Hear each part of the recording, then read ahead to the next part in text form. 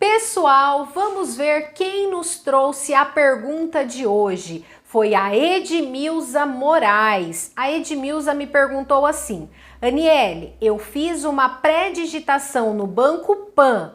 Posso fazer no Banco Itaú? Pessoal, olha só, todas as vezes, tá, que tiver a possibilidade de fazer uma pré-contratação, o que seria a pré-contratação? Você realmente deixar a sua proposta pré-pronta, certo? Você vai antecipar os dados, você já vai mandar todos os seus dados da sua conta, seus dados pessoais, para que a sua proposta fique pronta lá no sistema, para quando realmente começar as averbações, a sua proposta ser aprovada, certo? Mas vamos lá, só vai ser aprovado um único contrato. Não tem como, por exemplo, fazer no banco X, depois querer fazer no banco Y. Só vai aprovar um, certo? E qual a minha orientação para vocês? Se você, no caso a dona Edmilza, já fez no Banco Pan, para que tentar fazer no Banco Itaú algo que só vai ser aprovado uma única vez? Neste caso, a senhora só está perdendo tempo e, no caso, fazendo também que, por exemplo, o atendente do Banco Itaú também perca tempo, porque a proposta do Banco Itaú não vai ser aprovada, porque a do Banco Pan já está em sistema, tá certo?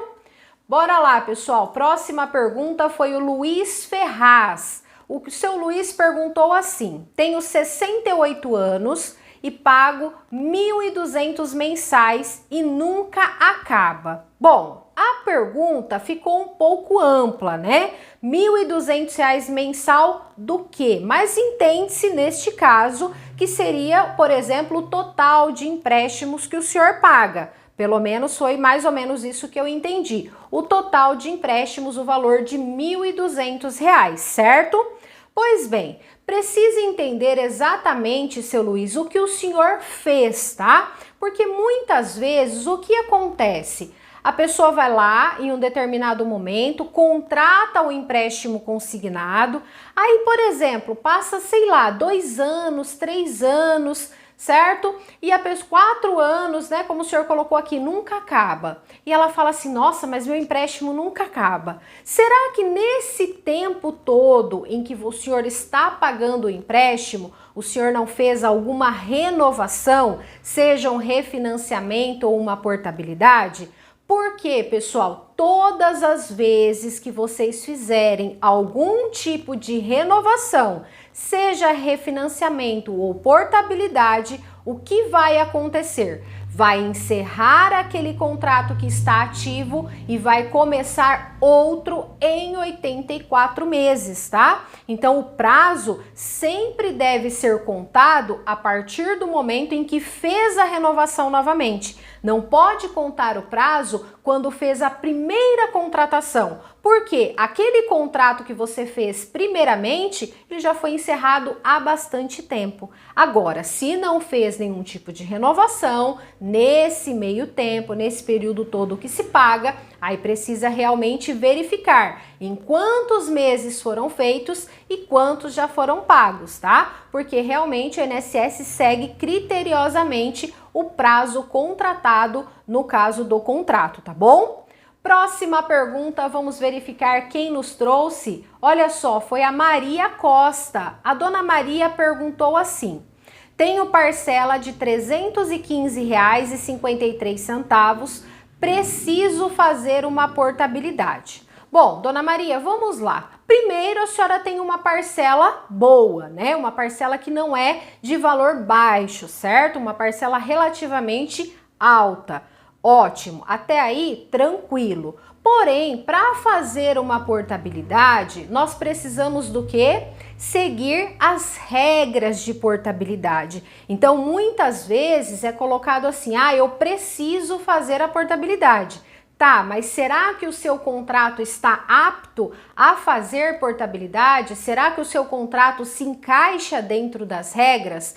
No caso aqui, a senhora se enquadra em uma regra, por exemplo, ter um valor de parcela satisfatório. Porém, depois precisa verificar as outras regras, como, por exemplo, taxa de juros do seu contrato, quantidade de parcelas pagas, se realmente o seu saldo devedor tem condições, no caso, de ser portado ou não. Enfim, são inúmeras regras que precisam ser seguidas, tá bom, Dona Maria? Próxima pergunta, quem nos trouxe foi a Lourdes Gaspar. Olha só, a Dona Lourdes colocou assim: o Banco Mercantil não faz portabilidade, pois eu tenho 7 empréstimos. Dona Lourdes, vamos lá, tá? No caso, para fazer portabilidade, não é um impedimento a senhora ter 7 empréstimos, tá bom? Porque o máximo permitido pelo INSS são 13. Então, a senhora tem aí casas disponíveis tranquilamente, tá bom? O que deve estar acontecendo são regras internas do próprio Banco Mercantil, como, por exemplo, não trabalhar com portabilidade. Ou talvez o seu contrato não esteja atendendo às regras do Banco Mercantil, como, por exemplo, quantidade de parcelas pagas ou a taxa de juros do seu contrato. Enfim, são as regrinhas básicas de portabilidade que provavelmente o seu contrato não está se encaixando, por isso o Banco Mercantil não faz. Ou se realmente o Banco Mercantil não opera com portabilidade, tá certo? Próxima pergunta, quem nos trouxe foi a Cláudia Schmidt. Olha só, a Cláudia perguntou assim: preciso fazer portabilidade do Banco Cetelem, já que não estão fazendo refim no caso, tá? Vamos lá. Realmente o Banco Cetelem parou com as atividades no Brasil, tá, pessoal? Então, quem tiver contratos com o Banco Cetelem, infelizmente não consegue mais fazer refinanciamento. Não temos mais nem acesso ao sistema do Banco Cetelem. Ninguém no Brasil mais tem acesso ao sistema do Banco Cetelem, tá bom? Então, realmente não consegue fazer o refinanciamento. Porém, Cláudia, qual a situação? Nós precisamos verificar se os seus contratos que estão lá no Banco Cetelem é possível fazer portabilidade. E aí entra nas regras que eu sempre trago aqui para vocês sobre portabilidade. Então, por exemplo, quantidade de parcelas pagas, taxa de juros do seu contrato, idade também do cliente, né? Se realmente vai se encaixar nas regras do banco que quer passar o seu contrato. Enfim, são várias regrinhas que precisam ser seguidas para conseguir a portabilidade. Mas nos últimos tempos, o que eu tenho observado é que contratos do Banco Cetelem estão com taxa de juros muito, mas muito baixas. Com isso, o que acontece? Os bancos atuais, os bancos que estão fazendo portabilidade, não tem taxa disponível para cobrir a taxa do contrato existente, tá certo? Então, precisa verificar essas regras para ver se o seu contrato é possível fazer renovação, no caso, uma portabilidade ou não, tá certo? Próxima pergunta, quem nos trouxe foi a Kelly. A Kelly perguntou assim: boa noite, Aniele. Já pago há mais de 2 anos parcelas de R$ 311 no Banco Olé e eles não refinanciam e toda a portabilidade que tento fazer eles não autorizam, no caso uma covardia. Kelly, vamos entender exatamente então como está o seu caso. Então você paga mais de 2 anos, parcelas de R$ 311 no Banco Olé. Primeira coisa que já acende o nosso alerta: se o próprio Banco Olé não está fazendo o seu refinanciamento, pode ser que o seu contrato esteja com taxa de juros reduzida, que nem o Banco Olé tem taxa para cobrir o seu contrato. Essa é a primeira hipótese, tá? Sempre que acontecer um caso assim, o banco não faz o seu refinanciamento, opa, pera lá, por que será que o banco não está refinanciando? Tem que sempre entender o motivo, tá?